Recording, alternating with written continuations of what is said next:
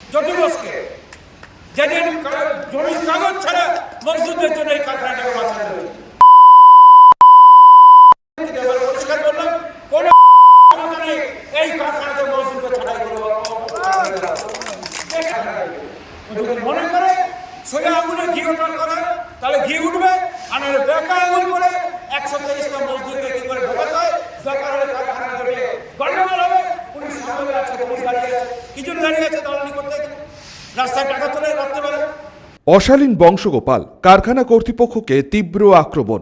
শুক্রবার সকালে নমসাগরভাঙার একটি বেসরকারি কারখানার গেটে সিটুর প্রতিবাদ সভা থেকে কারখানা কর্তৃপক্ষকে কার্যত তুলোধনা করলেন সিটু নেতা বংশগোপাল চৌধুরী।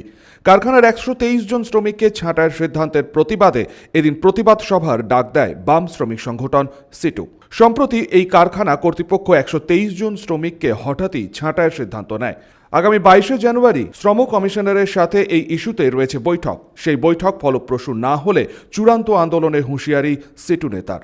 সোজা কথা, 22 তারিখে যদি না মেটে তাহলে রাস্তায় ঢুকে আন্দোলন করে মজদুরের অধিকার আদায়। একদম সোজা কথা।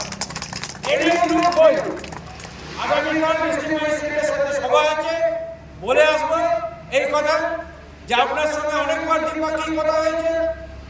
মলের ঘটককে টেলিফোন করে বলবো যে 22 তারিখের পরে যদি না মেনে হয়, বালাজি কোনো গভর্নমেন্ট নয় পশ্চিমবাংলার, যে ও যা বলবে তাই মেনে হচ্ছে যে শ্রমিকদেরকে মাথা নিচু করে থাকতে হবে।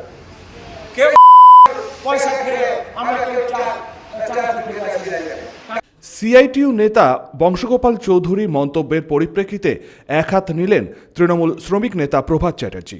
বালাজির 4 নম্বর ইউনিটে প্রসঙ্গে যে কথা সিপিএম দল বলেছে এবং যে কুরুচিকর মন্তব্য করেছে তার আমি প্রতিবাদ জানাই এবং দ্ব্যর্থহীন ভাষায় তার আমি সমালোচনা করছি। যে বিষয় নিয়ে তারা এখানে ডেমনস্ট্রেশন বা যে অনুষ্ঠান আজকে করেছে, আমরা ছাঁটাইয়ের বিরোধী। কোনো শ্রমিককে ছাঁটাই করা যাবে না, এটা আমরা আমাদের দল থেকেই নির্দেশ দিয়ে দেওয়া হয়েছে। পুজোর আগে থেকে করে যান কি হবে, বলছে কাজ নেই। আবার জয়েন করেছিল, জয়েন করে আবার একটা লোক অ্যাক্সিডেন্ট হয়ে যায়, বলছে লোক মারা যাচ্ছে, আবার কি জন্য কার লোক নেবো আমি, আবার বার করে দেয় জয়েন করে। কৌশিক বসু, 99 নিউজ বাংলা, দুর্গাপুর।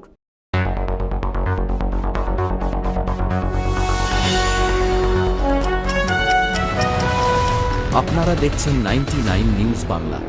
বদলাবো আমরা।